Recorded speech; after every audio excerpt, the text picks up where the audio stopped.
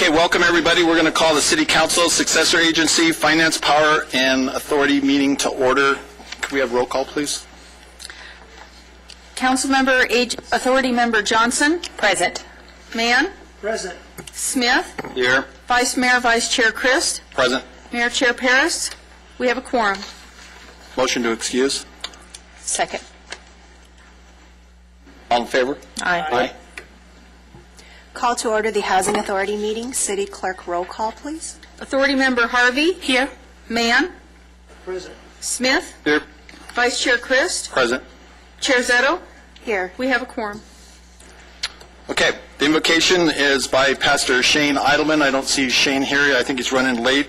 So we're going to have Ken Mann do the Pledge of Allegiance while we wait. If everybody would stand, face the flag, put your right hand over your heart. Ready, begin.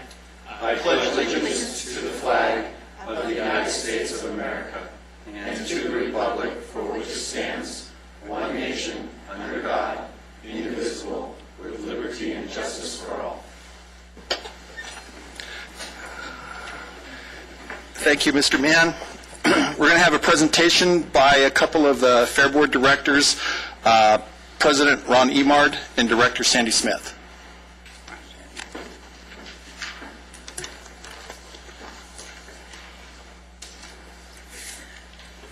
Thank you, Vice Mayor, City Council. We're here because it's the 75th annual Antelope Valley Fair. This year it's running from the 16th to the 25th. But the exciting part is we have pre-sale tickets, the admission $6 tickets and $20 unlimited carnival ride wristbands available at Albertsons, Superior Grocers, Bonds, and VR to supermarkets. And for the first time, our $20 wristbands are good every day except Saturday the 17th and the 24th. So that'll be our little gift again this year. On Friday, when we start, free admission for parking and to the fair from 4 to 5 p.m. Probably have a little flyover. And we're going to have a press conference at 6:30 to announce our new veranda-style pavilion at the Antelope Fairgrounds next to the Tiki Bar, and we have a special name which we'll be announcing that night, Poppy Pavilion. And the concert series starts with Darius Rucker at 7:30 p.m., but we got much more.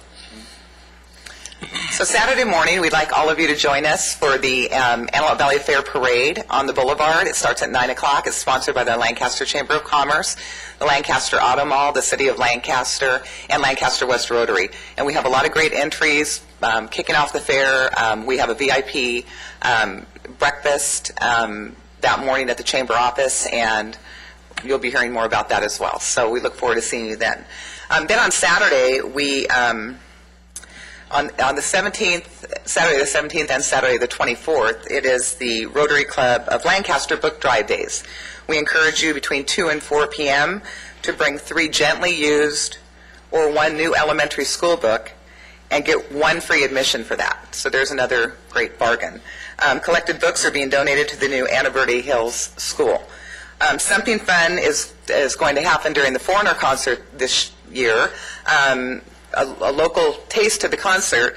The Antelope Valley Showcase Chorus has been invited to go on stage with Foreigner at the concert and to back up the classic hit, I Want to Know What Love Is. They're doing the background singing, so that's going to be a great show. Could you sing a little version? I actually did earlier in the chamber office, but you must have missed that. And no, I won't do it here. So Foreigner is going to donate $500 to the choir for doing the backup. Both Sundays, August 18th and 25th, are Grace Resource Center canned food drives. Bring 5 cans of food to the main gate between 2 and 4 and get 1 free admission ticket. The concert that night starts at 6 p.m. and is Banda El Recado and Banda Los Recodidos. Did I do good? I don't know. You noticed I gave her the hard ones. Well, on Monday the 19th, it's Kids and Senior Day, special needs citizens. Admission is free for kids under 11 and seniors 62 years and over. All right, Marvin. Marvin doesn't qualify yet. Thank you. Any other special needs citizen with 1 caregiver. Grounds will open at 2 p.m. for the seniors and 4 p.m. for the public. Free lunch from 2 to 2:30 for the seniors while it lasts. Monday night's concert, Sheryl Crow. The rest of the concerts are Tuesday the 20th, George Thorogood and the Destroyers with Buddy Guy. Wednesday the 21st, White Snake. And the 22nd is a very busy day because that's the Kiwanis Junior Livestock Auction. Will start out at 9 a.m. and the action and barbecue will end up at 6 p.m. Barbecue tickets are $10. Come and join us. On the Ron, 26th. wait. How do people participate in the Kiwanis auction that have never done that before? Well, all they have to do is show up at before 9 and sign up there to be able to buy the auction. Now, we have, I believe, I'm not sure on the number, but a little over 300 animals this year. They all come from the local 4-H, FFA, Grange, and independent young people in the Antelope Valley that raise the animals and then bring and sell them for auction. And anybody's welcome. Thank you. We're really excited this year. We're actually holding a Military Appreciation Day on the 22nd. Admission will be free for active and retired military and their families with IDs. From 4 to 7, servicemen and women and their families will be admitted to the fair via a designated red carpet entrance. Then at 7:30 and 8 p.m. during the halftime at the Figure 8 races, former Vietnam POW David Raymond will be the master of ceremonies for a Military Appreciation Day tribute. This is a really special event, and we really encourage everyone to come out and show appreciation for our military, and we're real excited about that. The Community Queens will once again be hosting a reading room during fair, and if you've never seen the reading room, don't miss seeing some great artifacts and learn about the Antelope Valley and the AV Rural Museum. The girls, the reading room is a really great project that's sponsored by a lot of our local businesses, where the queens take turns reading to the small children, and it's really kind of delightful. So we have some new rides like Mach 1 and Insanity in the Thrill Zone, and Quad Runners and Farm Tractors in the Kiddie Zone carnivals. Are we going to go on Mach 1? Of course we Ron's are. my designated thrill ride. Well, all new partner. fair board directors have to go on the tallest ride, and new council people. There you go, Ken. Awesome. I'm up for it. Okay, the pig races and mutton busting are back, and let me tell you about some great tribute bands nightly in the Cantina. When was the last time you heard a heavy metal mariachi band? Well, you can on Sunday night, August 18th, in the Cantina with the band Metalachi. You haven't heard anything yet until you hear a mariachi band play the Guns N' Roses hit, Sweet Child of Mine. I'm sure we'll all be there. Other Cantina concerts include tributes to Tim McGraw, Taylor Swift, No Doubt, the Beatles, and even the Rolling Stones. And these are free concerts with paid admission. Go see the competitive exhibits in the Home Arts Building and shopping in the H.W. Hunter Pavilion. And, of course, the food. Yes, we have chocolate-covered bacon, kettle corn, and new this year, a grilled cheese booth. One of the things we're going to recommend this year between now and the fair is a diet. 3 days. Because I was out there today, and 3 days of work. But the food booths are going up, everything's going up. It's the 75th annual, and we invite everybody. We thank the city, our partners at the fairgrounds. It's going to be the Technicolor extravaganza of fairs, because we feel we have one of the better, if not the best fair in California. So thanks for your time, and we'll see you at the fair. And everything's available on avfair.com. That's your gateway to everything fair. So I encourage you to go on If the they wanted to website. call, Sandy, a number to get tickets? Thank you. Yeah, call the AV Fairgrounds. Do I have that memorized? No. I'm sorry. It's 948-6060, but it's easier to go on avfair.com. And they can buy them online? Buy them right online. And it Okay. brings up the what's available, where they're seated at, and et cetera. But there's so many more things at the fair, too, between the exhibits and et cetera. So And did you do a valley-wide contest this year for For businesses? decorations, And who yes, won? that'll be judged tomorrow. We had, I believe we had 19, we really wish we could get more people involved, but I do know that the Lancaster Chamber of Commerce and UAV both did dress and decorate. The Queens came by, 19 businesses, I believe, yesterday to do the judging, and we have yet to hear the results, so we're excited to hear that. Okay. Thank you very much. Thank you, guys. See you at the fair. Thanks. And you guys at the fair do an amazing job, as you were saying, with the queens. I know that they were up at 8:30 in the morning to be able to see all the businesses, and they were done probably after 5 or 6 p.m., so they were really, really tired, and we appreciate what they do for our community as queens and represent well. But all of the exciting events that you guys are having for the 75th anniversary at the fair is just amazing how you guys truly all thought outside the box and are making things happen that we haven't been able to see before. And what I'm excited about is the whole theme, which is Diamonds Are Forever. And I think we need to make the directors, especially the males, buy diamonds for their wives because of this theme. I know that there should be some kind of plan there. So thank you very much. Appreciate it. Maybe next time. Is Shane Idleman here yet? Okay. We're going to move on. City Manager, any items to be removed? No, sir.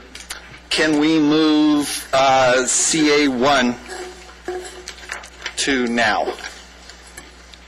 No objection. Okay. We're going to consider the nomination. I need I guess Mayor Paris made the nomination. Do we need one here, or do we need the motion and second here? Motion second. So moved. I'll second that. So we have a motion and a second for the appointment of Lyle Norton as president of the Lancaster Museum and Public Art Foundation. Let's vote.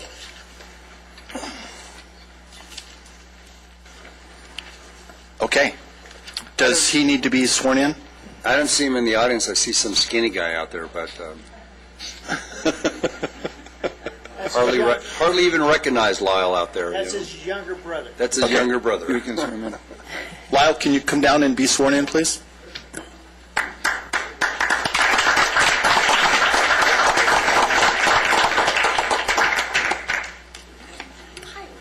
How are you?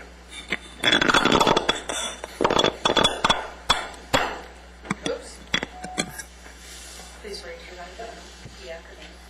With your name. I, Lyle Norton, Do solemnly swear do solemnly swear that you will support and defend the Constitution of the United States that I will support and defend the Constitution of the United States and the Constitution of the State of California and the Constitution of the State of California against all enemies, foreign and domestic. against all enemies, foreign and domestic. I will bear true faith and allegiance I will bear truth, faith, and allegiance to the Constitution of the United States to the Constitution of the United States and the Constitution of the State of California. and the Constitution of the State of California. I take this obligation freely I take this obligation freely without any mental reservation without any mental reservation or purpose of evasion, or purpose of evasion, and I will well and faithfully discharge and I will well and faithfully discharge the duties upon which I am about to enter. the duty upon which I am about to enter.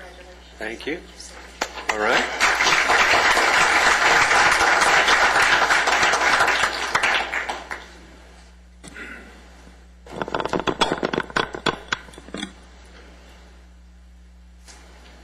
And here's a certificate How wonderful. suitable for framing. Great. Mr. Vice Mayor, members of the council, I thank you very much for your support, and I'm anxious to get to work. We're anxious for that, too. Okay, thank you very much. Thank you. Okay, we're going to go to the successor agency. We're going to hear a report from Barbara Boswell on SANB1. Do you have any speakers cards? I think this is just receive and file. Can we skip it? Can we waive the reading of the report? Go ahead. Good evening, Vice Mayor Christ, council members, Deputy Mayor Zetto, and Deputy Mayor Harvey. It's my pleasure to present to you the Long-Range Property Management Plan. The plan is the next step in the dissolution process of redevelopment. The plan was presented to the Oversight Board, and they did approve it today at their special meeting.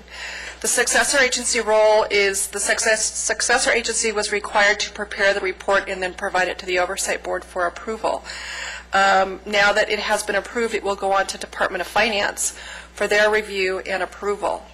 The property management plan provides a listing of the non-housing properties that were owned by the former redevelopment agency and establishes a disposition plan for each of those properties based on the legislation. The legislation was very clear that there were 4 different buckets that each property could fall into.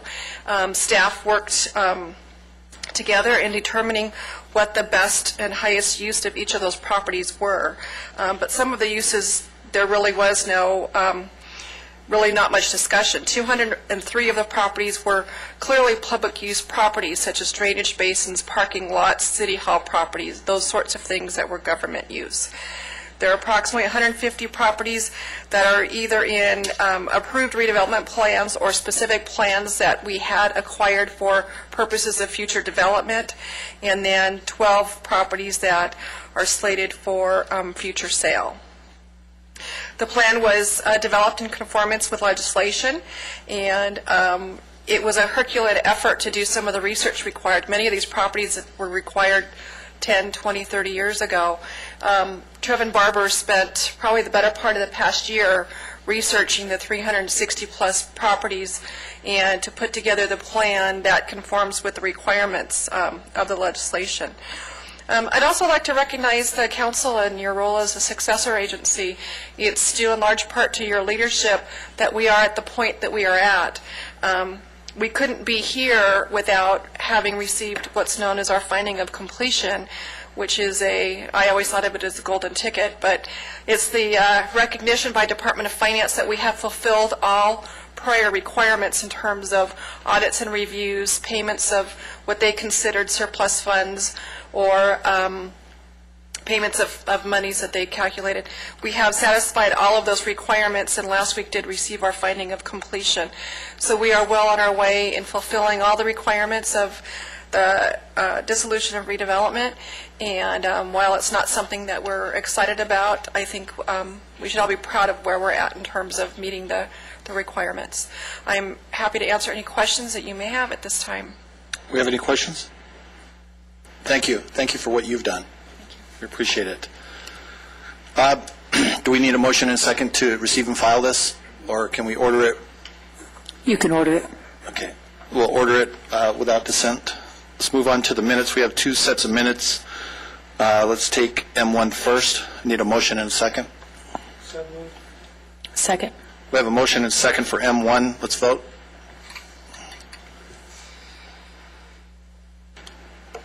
Passes 3-1 with the abstention, Mr. Smith. M2. I need a motion and a second. A motion we approve M2. I'll second that. Let's vote.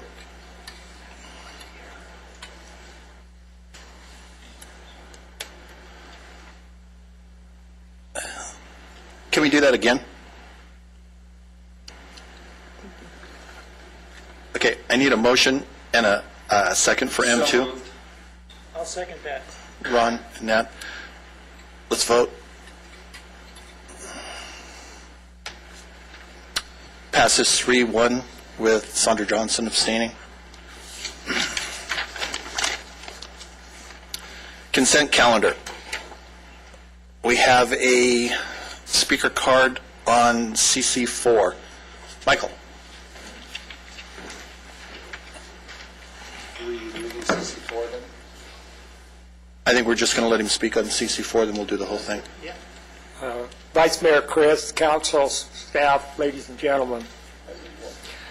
You know, I have some reservations about our street sweeping company that we use because according to the sign on West Avenue J9, which I live on, it says that the streets are supposed to be swept twice a month, and I can probably testify that they haven't been swept twice a month in a long time.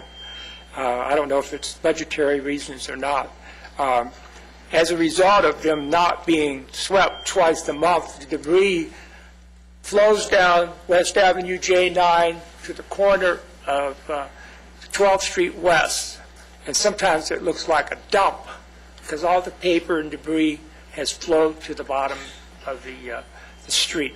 And you know, it's not only unsightly, it's probably unsanitary. And we have a school, Sunnydale School, half a block down. So, and I've also observed this same street sweeping company sweep on J8, and they go around the cars. You know, instead of calling parking enforcement to come out and cite somebody, they just go around them. So it's something to think about. Another concern on this. I thought we talked about this before. CC4, I don't see an attachment. I don't see attachment that tells me how much this is going to cost. It's no reflection on the city manager's office.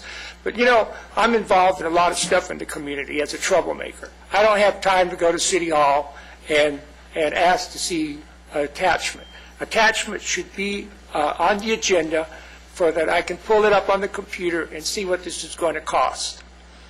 It's important that we know what this costs. In addition, you know, a few years ago, Palmdale got in trouble when they had a lawsuit against the Palmdale Water District.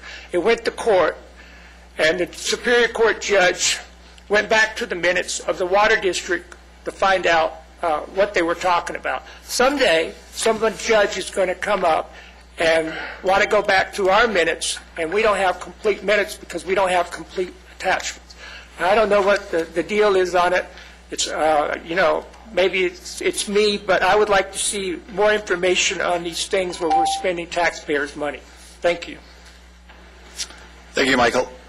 Michael, just so you'll know that we did have a discussion in regards to this, at least I did, in regards to the street sweeping, and it is month to month. So we're not extending it for a year. It's a month. It's a 30-day extension, and we're going to address some of those problems before it continues too long.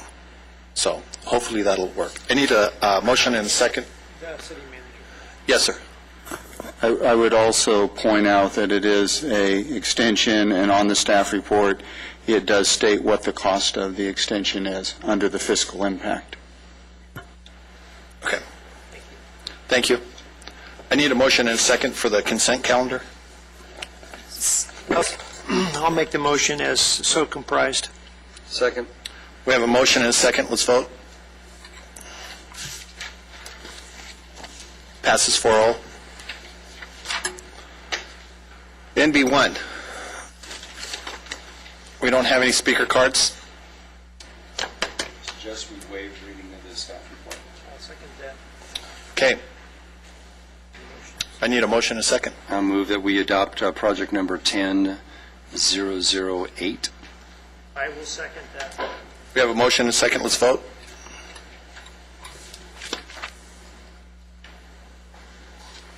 Ken?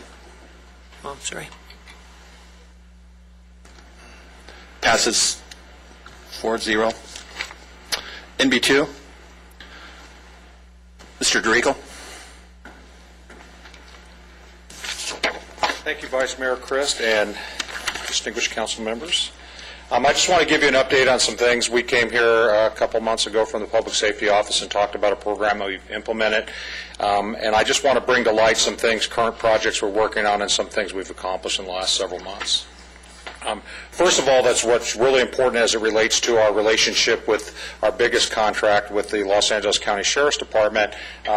Just a couple weeks ago, City Manager Mark Bozigan and Deputy City Manager Jason Cottle and I attended a meeting with the contract meetings with the department heads from the Sheriff's Department and looking at our future contract for extension for 5 years. So currently, we work and operate in a contract basis with the Sheriff's Department, and every 5 years we renew the language in the contract. And City Manager Mark Bozigan has volunteered to be a part of a committee with 5 other contract cities to develop a new language for the new contracts, and we'll be bringing that forward. It needs to be turned in, and they're kind of on a crunch time schedule by January of 2014 for implementation in July of 2014. So you'll be seeing that shortly. I want to give you an update on our Business Improvement Group program that we've done as based on the Mayor and Council coming forward with issues as it relates to larcenies and a lack of participation by some businesses in an actual loss prevention program that was contributing to some of the statistical data and issues we were having with Part 1 crimes. I'm happy to tell you that we implemented the first program and completed in Business District 1, which was Avenue K, 10th Street West from 15th West to Gadsden. There's 88 businesses there. We had participation by approximately 70% of those businesses, and our larger box stores with Target and the business center around 24-hour fitness and some of the auto mall. And what we did find is we came up with some strategies and implemented a networking system for them that we're now moving into our secondary district, which is Valley Central Way from Avenue K to Avenue I. and we're going to go to that area next. We have 72 businesses we have identified and already sent letters out to them for participation.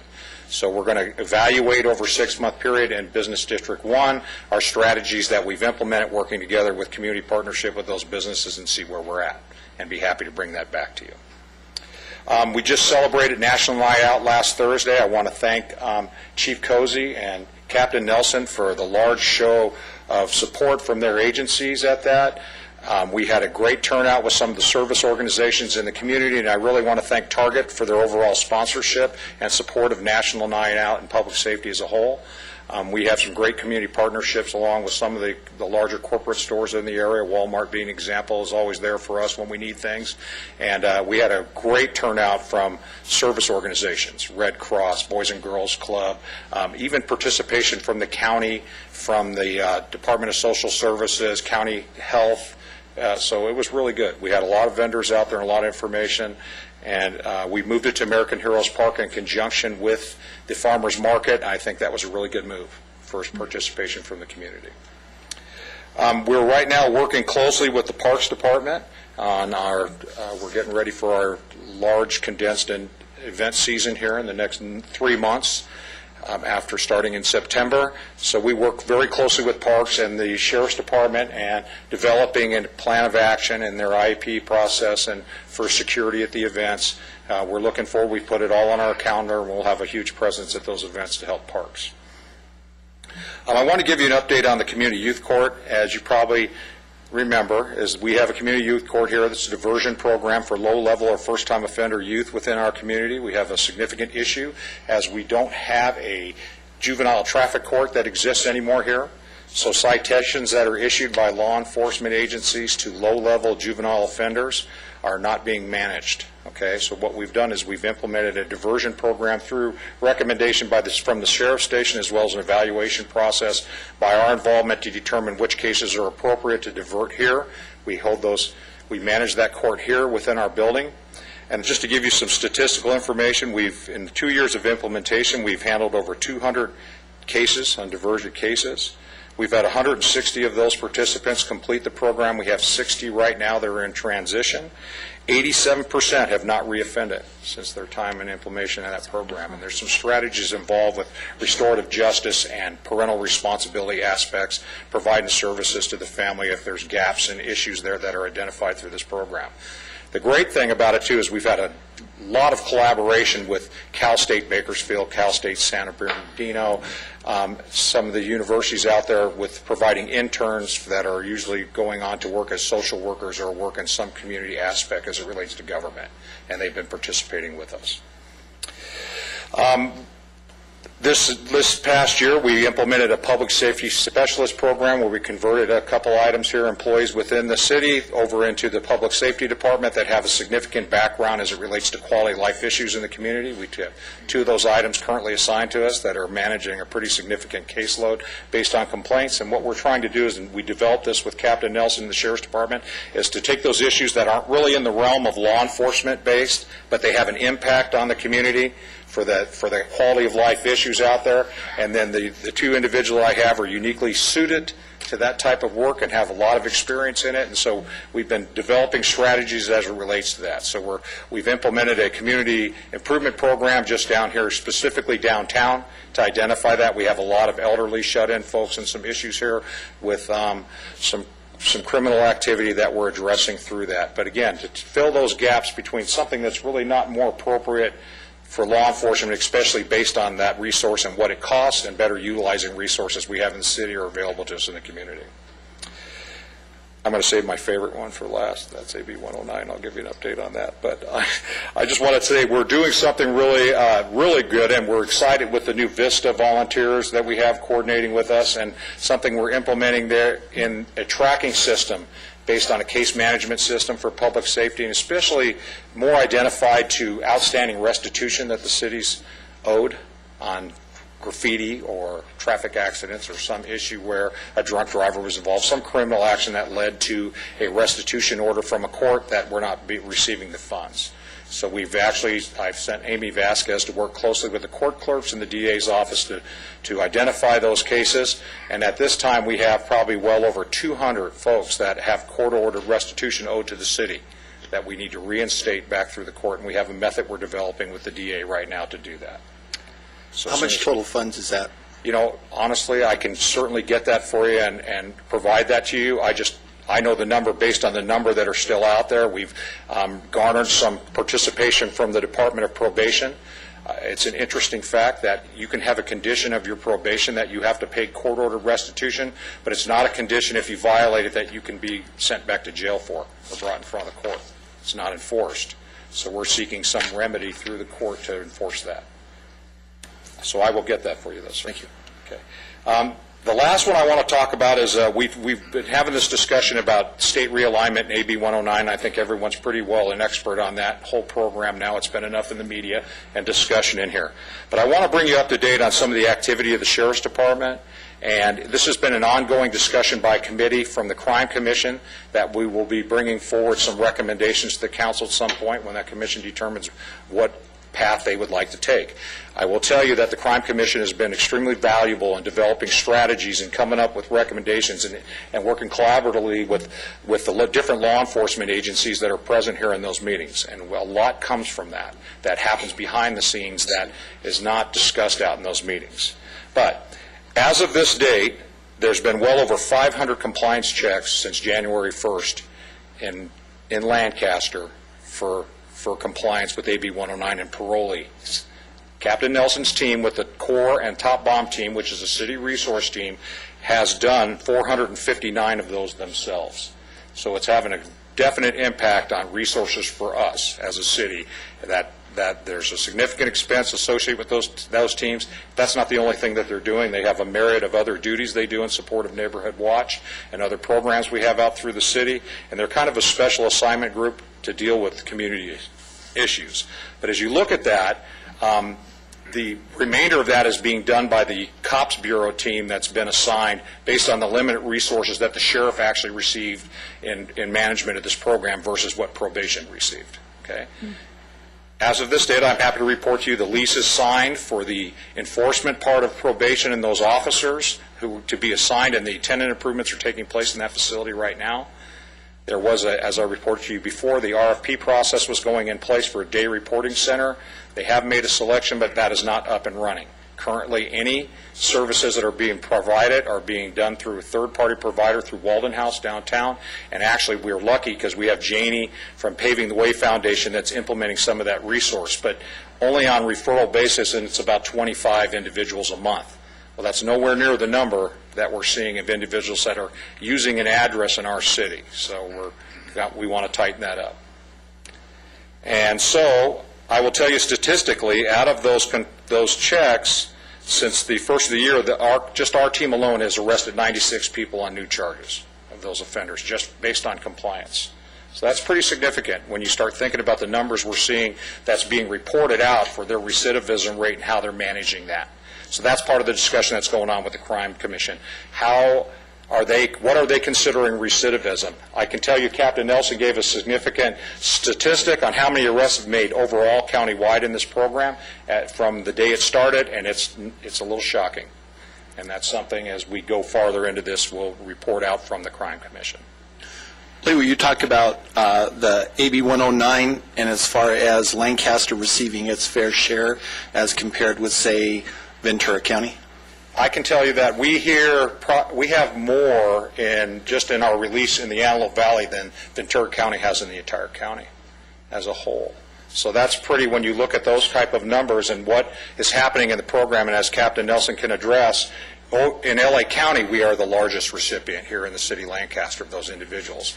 And again, part of the discussion that we've had ongoing with probation is we would like to have the same consideration in the MOU that we had with the state, with CDCR.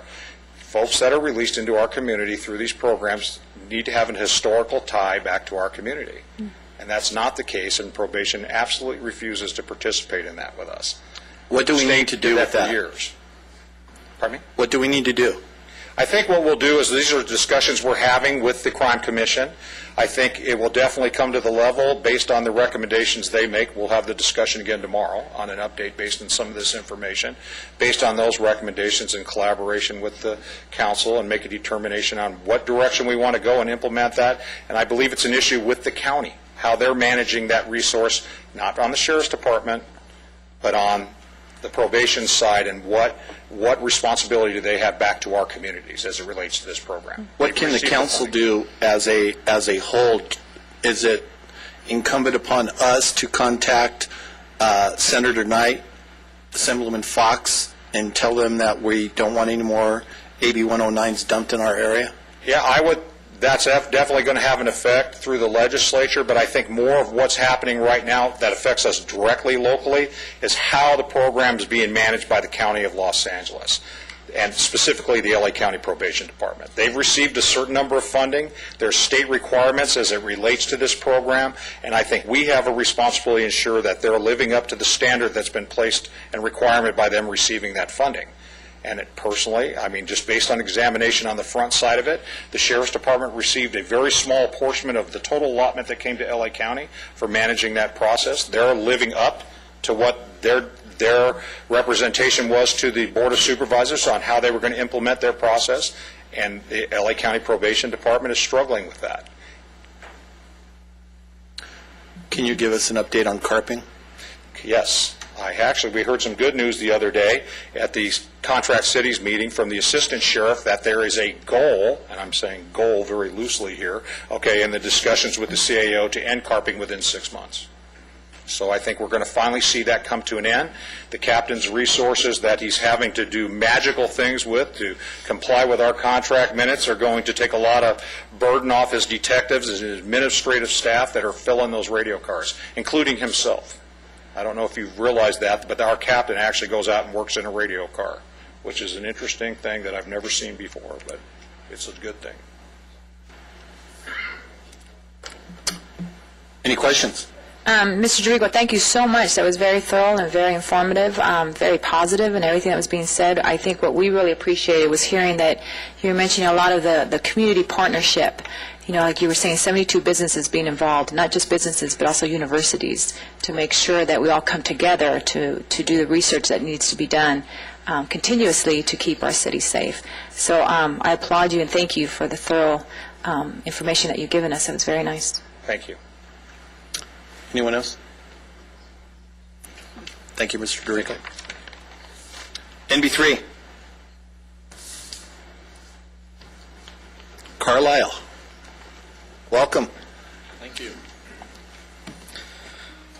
Vice Mayor Chris and council members, I'm happy to be here today to give you an update on the success of our recycling efforts within the city. I'd like to start off by showing a short video that was recently prepared by Time Warner. In an effort to stop illegal dumping of e-waste in the city of Lancaster, the city is putting a collection program in place to collect residents' e-waste. E-waste is anything electronic. Basically, it's TVs, printers, computers. Basically, anything with a cord will take care of the e-waste center. If it has a battery, we'll take it as well. Electronic waste has been a problem in the community because of illegal dumping and the fact that it's illegal to actually dispose of a lot of it.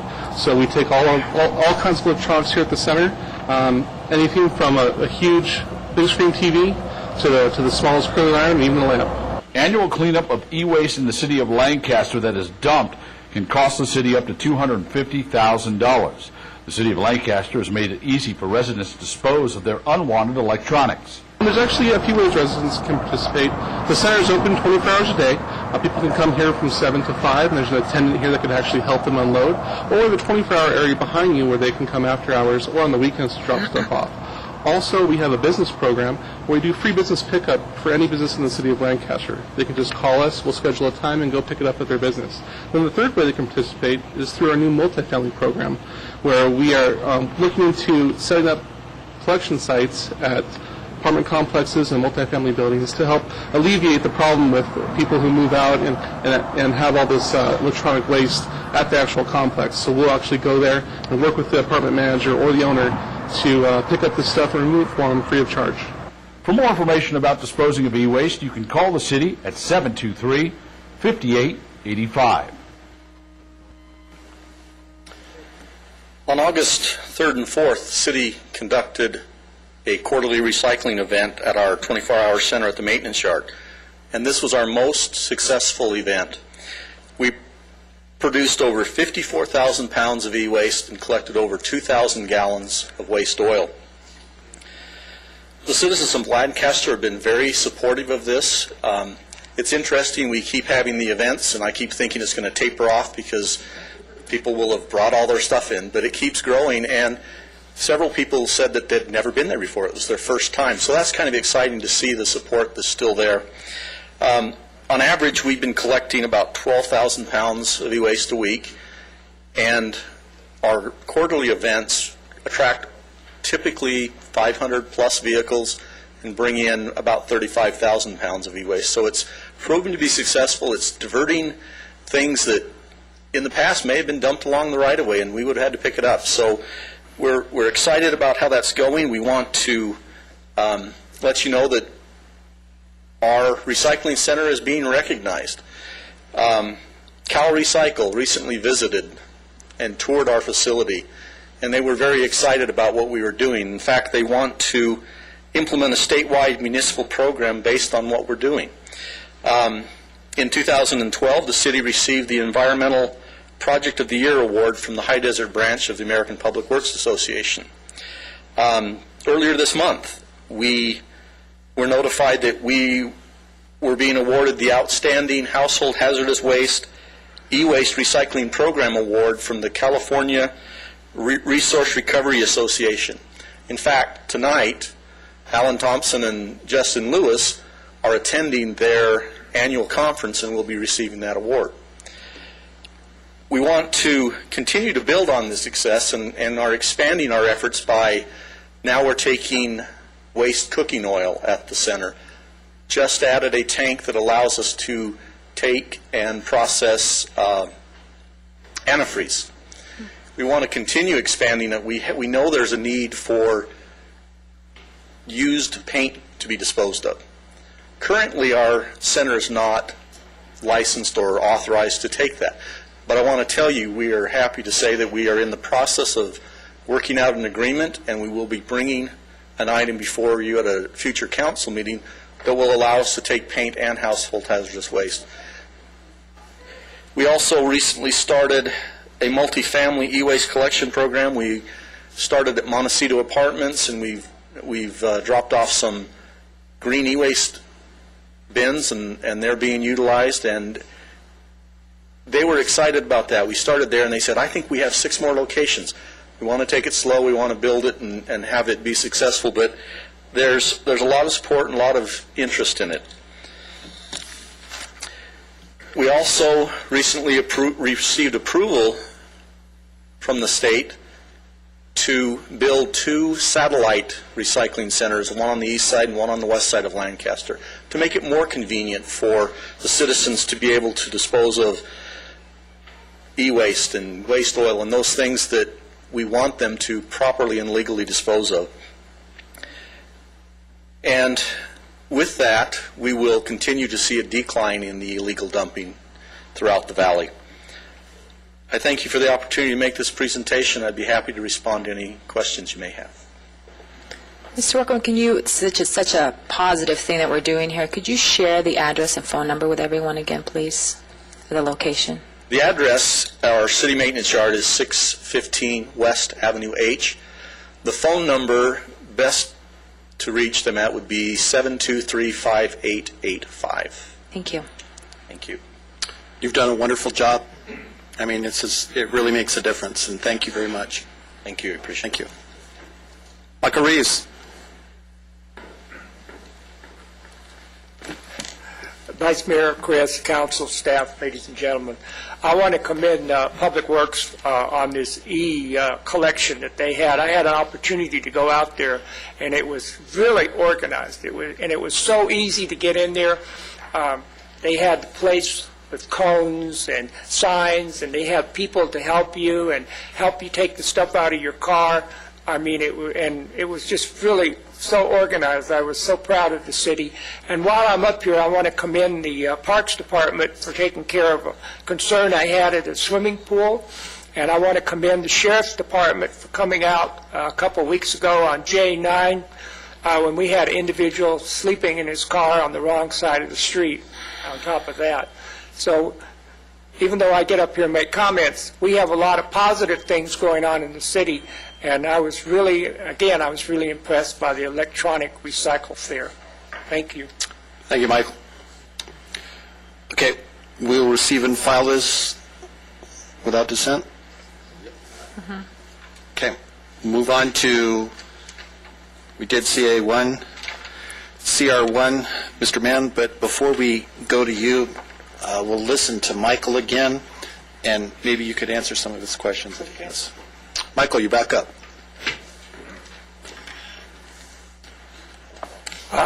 Excuse me, Vice Mayor and Council. I had occasion to pull up the attachment for the Sanitation District report that Councilman Mann's going to give on.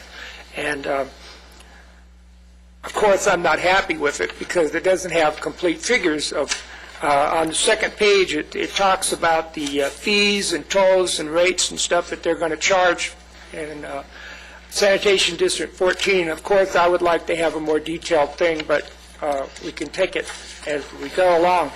I would like to know what the status is of the refunds. You know, I thought we might get some refunds if they refinance the bonds. I know that some of the sanitation districts are very good about giving refunds. I know down in the South Long Beach area, I applied for a refund for my cousin who uses very minimal water, and she got a nice check from the sanitation district back there. I'm just wondering if the citizens up here in Antelope Valley are ever going to see any money back from our hefty increase that we had on our fees. Thank you. Mr. Mann. I think you must have helped me.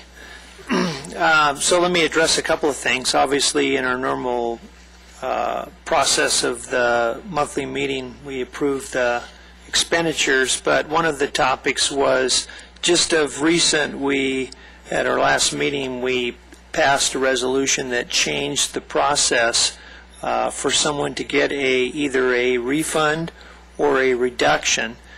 Historically, you would have had to take a couple of years of your water bills and submit them, and it was almost an ongoing process. Now they've eliminated that. In our last meeting, we passed it, so this will kick in starting this next month, and it'll actually last for over 3 years. So rather than somebody resubmit documentation in order to be able to get that reduction or that refund, they're not going to have to do that anymore. So, in fact, one of my conversations was, were we going to make this a public announcement? And the very first thing, the staff kind of looked at me like they weren't quite for sure if they wanted to answer that question, given that it was being recorded. And one of the things that I will make sure that happens is publicly, we'll see if we can't get that published in the newspaper. Because, again, the kind of the takeaway was, well, we really don't want to share with the public.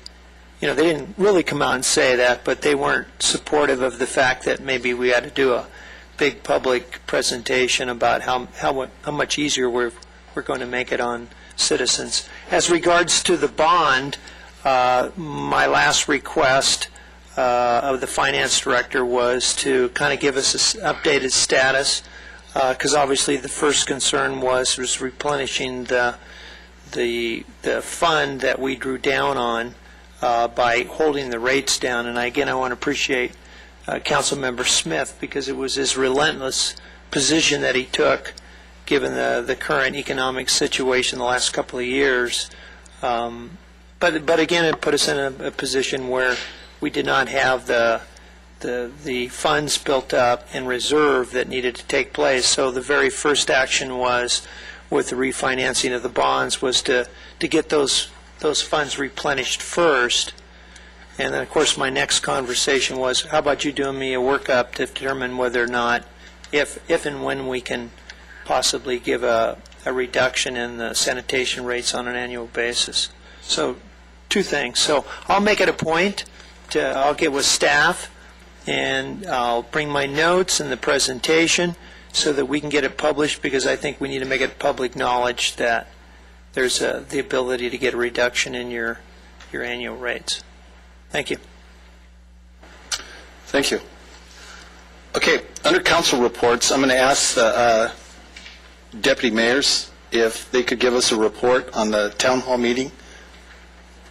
Kitty or Cassandra? Sure. We met last week, a newly formed committee, as directed by the mayor had us all get together, and we're yet to have a second meeting scheduled.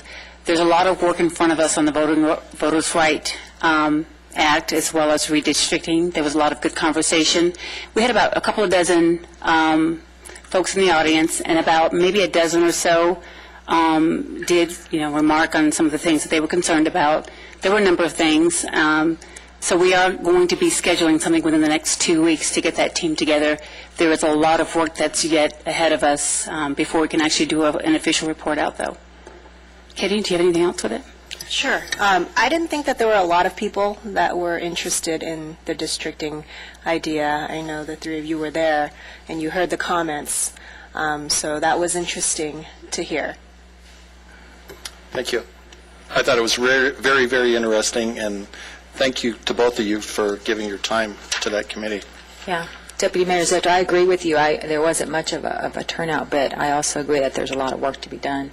But absolutely, it was nice to hear some people that did come and express their opinion. Okay, we're going to move on to Lancaster Financing Authority. There's no action at this time. Housing Authority, no action. City Manager? Two announcements. Lee got to give a public safety update, and Carlisle talked about recycling. I get to talk about beer, which is we all talk about our specialties. Today was a great day. On a personal note, one of my finest in 18 years I enjoyed. We announced the Field of Drafts. If you brew it, they will come. A beer festival that will be at the stadium on November 9th from 1 to 5. It was a great press conference. Thank you, Councilwoman Johnson, for being there. It's really going to be a great event. It's with our partners, the Jethawks and Kinetic. And I say that only half joking because, as I mentioned today, we could not have done this 5 years ago. Number one, we now have a burgeoning craft beer industry that's award-winning.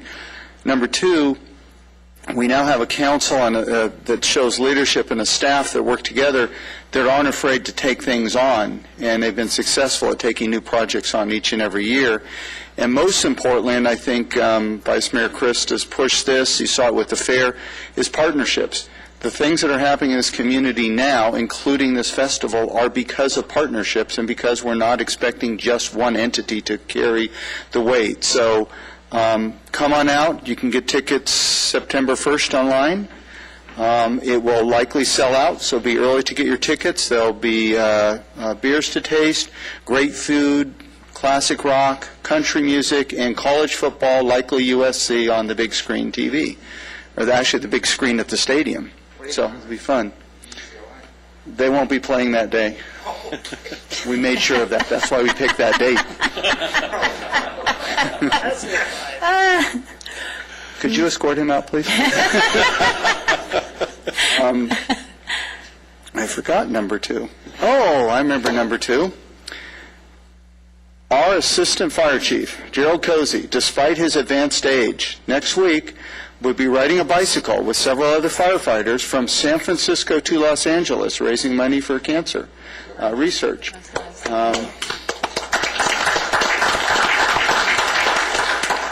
Now, before you clap too much, because of his advanced age, he will not be doing all the work himself. He will have a support team, masseuses, people to cook for him, everything. But no, we think it's a good thing. How many people are going to be there, Gerald? We have 35 riders will be coming down the coast. Will Lance Armstrong be there? It will not be. Thank you. You said the age goes all the way up to 73? Yeah, we have our oldest rider. We have 2 riders that usually ride with us. There's only going to be one that's 73. Is that you? It will not be me. Just check. 73. Mr. Bozigan, can you share a little bit about the safety that we're going to also add to the brewery event? Yeah, and I think, actually, if I may, I'd like Ms. Perez, if she can do it. Absolutely. Sure. We would like to encourage everyone to have a good time at the event, and given the nature that it's a beer festival, we wanted to make sure to account for anyone who would like to leave their car there overnight. So we will be providing overnight security on site on Saturday, November 9th, and we also will be notifying all the local taxi companies to be available and on call should we need them. We want everybody to have a good and safe time. It's wonderful. Thank you very much, friend. Thank you. City Clerk. Ladies and gentlemen, this is the time for you to address the City Council about any items that are not on the agenda. You'll find speaker cards at the back of the council chambers. We ask that you fill them out completely and print as clearly as possible so that if the city manager, council, and staff need to get in touch with you, they will have your information. As much as we appreciate your request to make comments before your 3 minutes begin, please understand your time begins when your name is announced. Individual speakers are limited to 3 minutes each. When you approach the podium, you'll see 3 lights. The green light comes on when your time begins, the yellow light comes on when you have 30 seconds remaining, and the red light comes on when your time is up. We ask you to be considerate of the allotted time to allow other people to have their 3 minutes as well. Following this procedure will allow for a smooth and timely process for the meeting, and we do appreciate your cooperation. State law prohibits the City Council from taking action on items not on the agenda, and your matter will be referred to the City Manager. Thank you. Michael Reeves.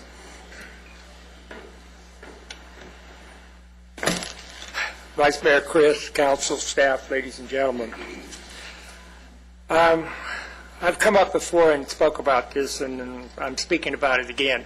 It's my understanding that you can have 2 yard sales a year from your residents. And we have a gentleman who lives on J8, and I won't give you any more information about him because I don't want to invade his privacy. But he has a yard sale just about every Saturday from his garage, which is on 12th Street West. And he has new merchandise with plastic on it. Now, the vice mayor and city manager, deputy city manager have given you your phone numbers, but I don't think that I should bother you on a Saturday about somebody having a yard sale. But we did have somebody from code enforcement out there once who lives nearby that told him that he can't have yard sales every week, mess up the traffic, and sell new merchandise, have people bring stuff on consignment. I mean, it's just, it's been going on for years, and it's probably thousands of dollars in sales tax revenue that we could use, plus he doesn't have a business license. So I wish that the council would instruct the safety department to monitor this. I have the information, the guy's address and stuff. I'll give it to the city manager.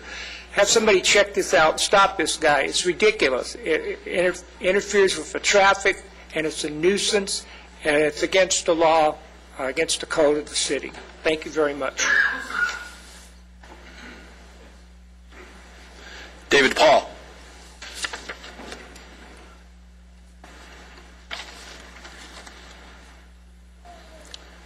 Mr. Vice Mayor and Council, good evening. It's a joy to be here tonight. I never forget, but I like to be reminded of all the good things that go on in our city. I'm really proud to be a citizen of this city. Had an incident lately that has really shaken my faith somewhat, but I am always glad to come here. I could close my eyes and spin around and point my finger anywhere in this room and find someone that I like and admire for their service. We have so much good here, and I think that's important to me. You know, I grew up without a father. I had my grandpa, but other than that, I had to take my man advice from the Lone Ranger and the Guns of Will Sonnet and Burke's Law. These were the ways I learned to be a man. And then later in life, the Kung Fu TV show. I'm taking a social psychology class, and I learned that there is a difference in the East and the West between the way people deal with cognitive dissonance, mixed emotions, and but I've always had a love of Eastern philosophy, and I think about be therefore like the bow of the boat that cleaves the water, yet leaves the water in its wake unbroken. That's a beautiful philosophy, and brings me great peace to just think about that. But the world is a brutal place, and I know my friend Kwai Chang Caine, I came to the stunning realization he didn't have children. So you can be peaceful all you want until somebody messes with your children. This had happened to me about 10 days ago, and I had an opportunity to go to Palmdale and confront DCFS, and they took deliberate means to disallow me to do that, moving public comments back an hour after they gave their show. And I guess I'd like to apologize for the way I handled that. I don't like to get upset, but I asked Mayor Ledford personally to let me do that, and he just ignored me, and I didn't quite know how to take that.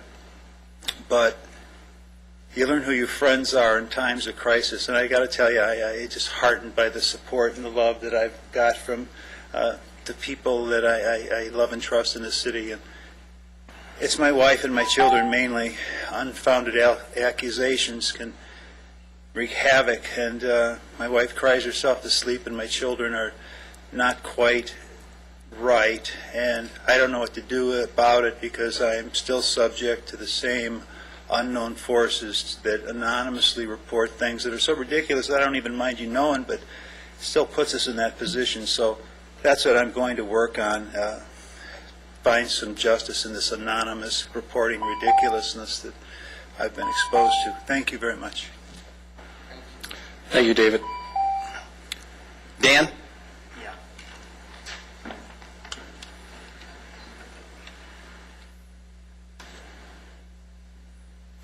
Dan, can you pronounce your last name? I can't. Seaver, S-I-E-V-E-R, Dan Seaver.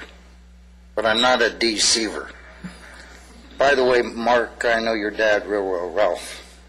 Great man, saw him yesterday. The city of Lancaster is very interesting, and I don't mean Lancaster, Pennsylvania, I mean right here. We have a mayor who didn't show up, but he's not as bad as the guy named Bob Filner down in San Diego, who I met about 4 months ago, and I knew something wasn't right, really.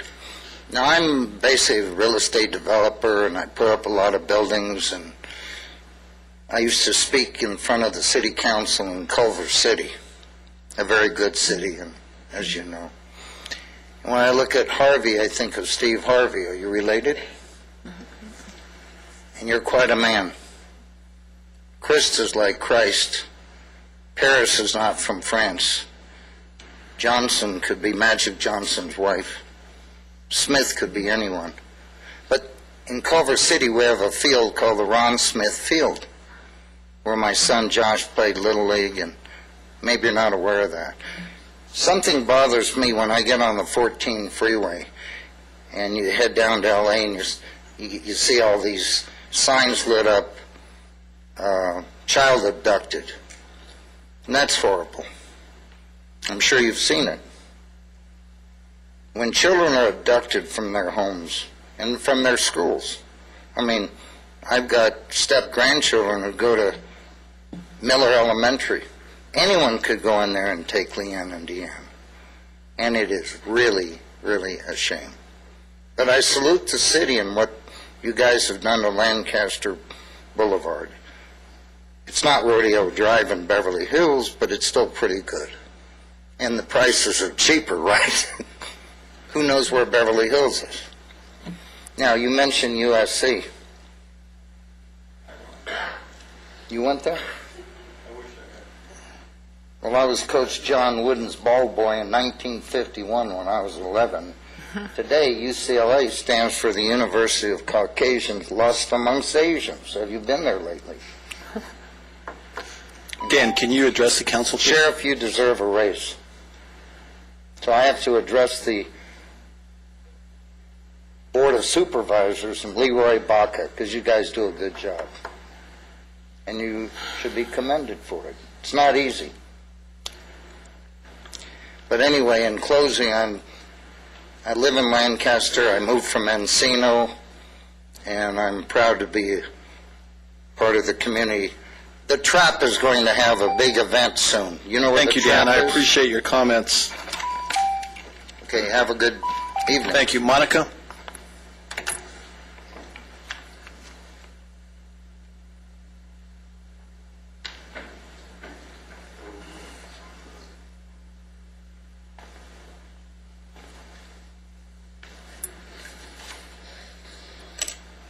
Good evening, Vice Mayor, Deputy Mayor's Council.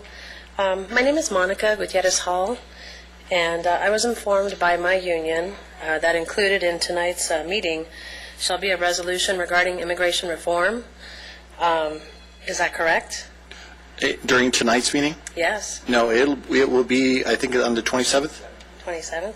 Yes. I August think they 27th? put some flyers out that said it would be this meeting. The mayor is in trial. He did want to be here for that. Okay. So we kicked it back Okay. to our next meeting. Okay. Well, I'm looking forward to the meeting on the 27th. I hope to come back, and I hope that you're all in support of this resolution regarding immigration reform. Thank you. Thank you, Monica. Anyone else would like to speak? Okay. Council comments? Mr. Smith? No. Ms. Johnson?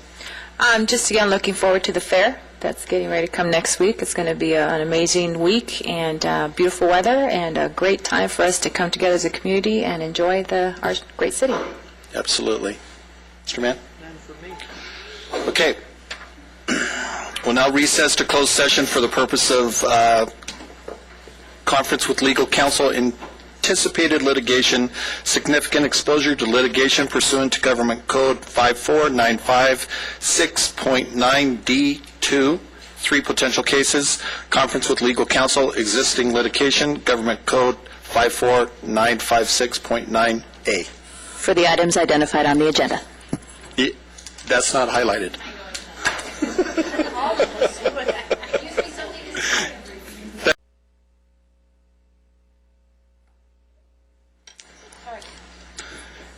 City Attorney. In closed session, the council gave direction to City Attorney on one item of anticipated litigation. The Rubin versus Lancaster, Sherwood Homes versus Lancaster, a second item of anticipated litigation, and a third item of anticipated litigation. No reportable action. Chair Zato. The Housing Authority meeting is adjourned until Tuesday, August 27, 2013 at 5 p.m. City Council meetings adjourned till Tuesday, August 27, 2013 at 5 p.m. Go to the fair.